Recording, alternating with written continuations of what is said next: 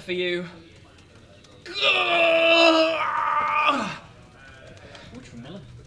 Why does that always hurt so much? Dear Adam, please can you film an episode of Ups and Downs for NXT UK?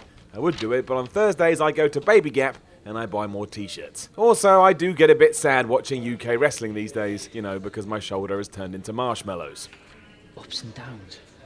The comments are going to be... Don't worry about the comments, you gotta be positive, man, because people like positivity, and because I'm positive, I am positive that you can do it. Positive.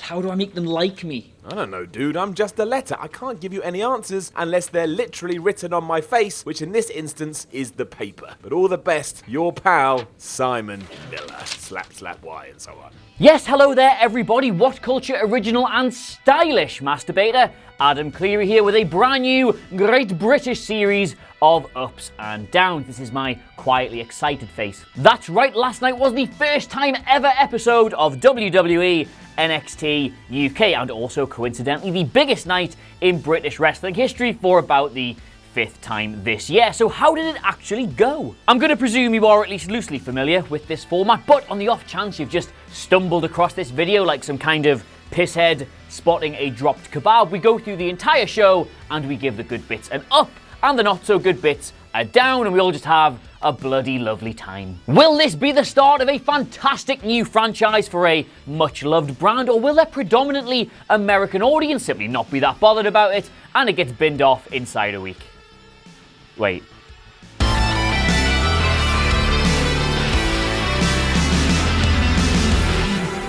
We start with an instant up, and you have no idea what a goddamn relief that was that the opening to the show was genuinely good. That opening video package was absolutely delicious. It just drenched the whole show in prestige and in history, and it made it feel really, really important, which is good because it's nice to be important, even though it's more important to be nice, according to my gran. But I'm sorry to say it wasn't all great at the start, because we then had that hokey green screen segment with the two commentators. Now, World of Sport, which is the nearest comparable rival to all this, was dragged over the goddamn coals for some slightly ropey looking production values, and there is no excuse for WWE to look that cheap, because they're WWE and they have more money than God. I mean, what sort of Mickey Mouse production would have cheesy green screen segments on their first ever live show? Tonight is an important night in professional wrestling history. That's right,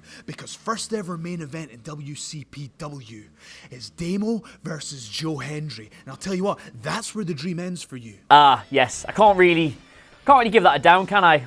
Moving on to the actual wrestling now, which is admittedly what we're all here for, and the history books will forever record that the first match in WWE NXT UK was between Joe Coffey and Mark Andrews. Now, they were a safe choice, weren't they? Because if you've watched the brand before, you're already familiar with them, and they both put on really, really dependably solid matches, but I'm sorry, boys, it's a down. If I said to you, look, here's a little gift at your own wrestling promotion, and it's got this amazingly passionate fan base built into it, and it's got this amazingly talented roster, and it's got the backing of the biggest wrestling company in the entire world, and here is your first ever show. What is the one word, that's two, what is the one word you would want your first ever match to be described as? Because it isn't solid. Don't get me wrong, solid isn't bad per se. You need to have lots of solid matches in a wrestling promotion, but they only get to have one first time ever match, and it just felt like it should have been, especially after that video package, it should have been more eye-catching, more grandiose, more bombastic, more long words I'm not entirely sure of the meaning of. Not solid. Plus, I mean, who would have their first ever match end with a screwy finish? At Connors right now. I mean, come on. What a performance. Oh, look, what a surprise. Look who's textbook, page one. Here we go. The plan is in action. Blow by Lucas Archer. The first ever match in WCPW has been ruined by two idiots that couldn't keep out of the match. Ah, yes. Yeah, fair enough. Oh, of course, yes, before I forget, Kurt Angle's last singles match was against Joe Coffey. Was it Nigel McGuinness? That would have been what? ICW in November 2016? If I remember correctly. I wonder what he was doing, I don't know, pouring off the top of my head, 3 months later in February 2017. You do in the upcoming years. Thank you very much for that. Yeah.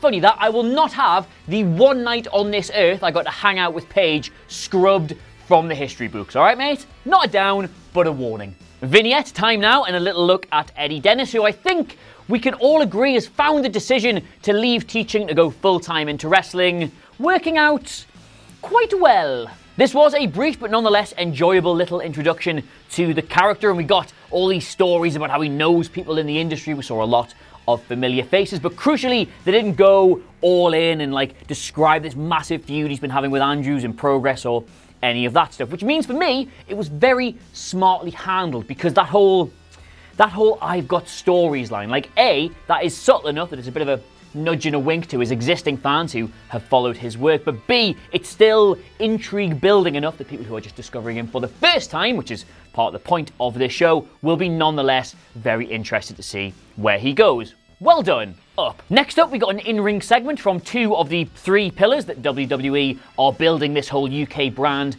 around: Trent Seven and Tyler Bate, better known, of course, as Mustache Mountain. Even though they've both got full facial hair now, haven't they? So, bearded bluffs, hairy hills, needs work. The crowd absolutely loved this segment. I should point out they were brilliant all night, in fairness, but here's the thing. After all the bluster of the big Blackpool show, the sort of half-arsed way they did the Norwich tapings, and all the grandstanding that happened on World of Sport, this segment should have been show, not tell. Triple H did mention the UK tag team titles. Okay, lads, where are they? Can I see them? Everybody wants to challenge us as a tag team. Okay, lads, who? Can I get excited about a match? Anything, please? No, you big teasers. Down. Nonetheless, though, after they collected their applause and did the whole thing, which I'll never actually be able to do because I don't think you can ever see this on camera, but the hairs on my top lip are really short. Anyway, after they did that, we got what was nearly the match of the night, even if it was only a squash. Dave Mastiff, let's not mess about, friends, is an absolute unit. You saw that crocodile in the news on the golf course. That is the Dave Mastiff of reptiles? Lizards? I don't actually know which one an alligator is, but that's the Dave Mastiff of the animal kingdom. But if you've ever seen him live, he is so much more than the just waddling bruiser he was presented as on World of Sport. The guy can move, and when he's allowed to do his thing, that's very good. He's very good, so they let him do his thing. So that was very good. So that's an up. There were gasps, actual gasps, when he did that dropkick, partially because he timed it so well in the middle of the match. And how often do you hear gasps at a wrestling show? Like, he is so different to everything else they've got on the roster. And this demolition job of Sid Scala is just, it's marked him out as such a big deal already. It's how you should do a squash match, not just somebody like, I mean, you watch the Nia Jax ones, don't you? She just basically picks somebody up and runs around with them. And you stand there going, yep, that's pretty much how I expect you wrestle, that poor kid. Whereas Mastiff was like, look what I can do. Look at me, I'm amazing. That cannonball.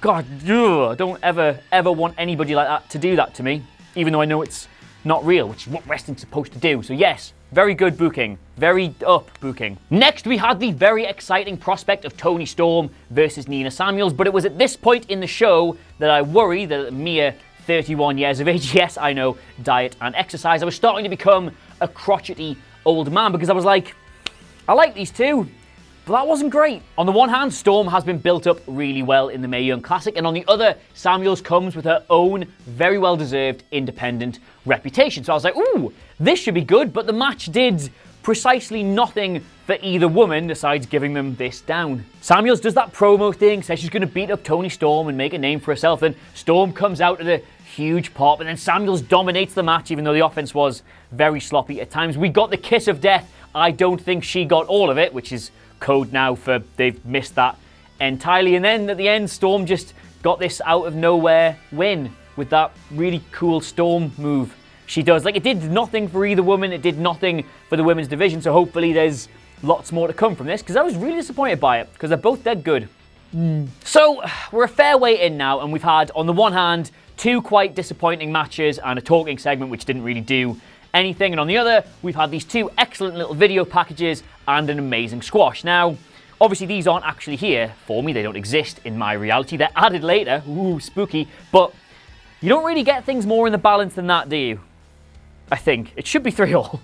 And this is, in fairness, a very typical wrestling show. You can do 1,000 episodes of SmackDown. You can do 25 years of Raw. You can do 1 episode of NXT UK. And you're going to get stuff like this. You're going to get good bits, you're going to get bad bits. You're going to get bits that worked and bits that don't. Bits that deliver and bits that don't. You're going to get ups, you're going to get downs. And every single show will have this. This is just what you're going to get. This is how everything works. And that's precisely why you have main events. You have the talking points. You have the big sells. And these matches, in this case, Pete Dunne versus Noam Dar, is precisely what NXT UK is going to sink or swim by. We came into the office today, not everybody had seen it, but people said, did you see Dar versus Dunne last night? And some people went, no, do you know what? I haven't. Should I check that out? And the answer was a resounding, yes, you should. It was really good. Now, people are gonna go and watch that show, and that is precisely how this will work, if indeed it is going to work. There need to be these big marquee matches, these big selling points, these things that draw people in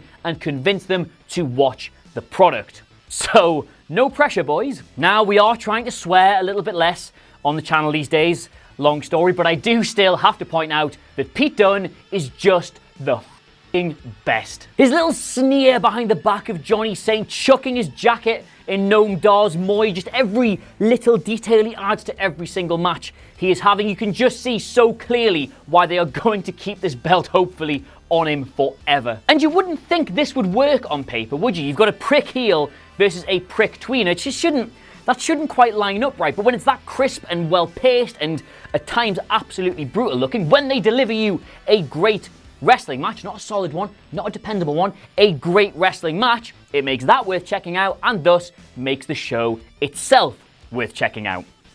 And also, I'm new at this. Now, you're going to look at these scores and think, fairly middling, slightly better than it was bad. But no, honestly, I don't quite think this tells the full story. Like, we got a really good hour of televised British wrestling, like way better than we get on 205 Live, way more in tune with the average wrestling fan than World of Sport was, and I'm just going to say it, like comparable to what we get on NXT. None of this, the good or the bad, would have looked out of place on that show, and ultimately, what other yardstick is there? So overall, a very, very good night for British wrestling, if not the most important one in its entire history for like the 8th time this year. Look, I really bloody liked NXT UK, you know? I really, really bloody liked it. And it's nice, if nothing else, that all this talent that WWE has been hoovering up, that's me, hoovering in case you've never done it yourself, finally have the sort of platform they deserve to reach the kind of audiences that should see them. So yes, well done NXT UK, rule Britannia, pip pip, up the Queen, pop the kettle on, whatever. There you have it then, that was my allegedly enlightened opinion on WWE NXT UK, but of course I'm more interested in yours, so let me know what you thought of the show by leaving a comment below, and of course don't forget to like, share, and subscribe. You can follow me on Twitter, it sometimes appears in the corner, but it's always up there if you want to follow WhatCulture. In the meantime though, thank you very much for watching. I have of course been Adam Cleary, and I might see you next week. Not decided if we're going to do this all the time yet. We'll see how it goes. Bye!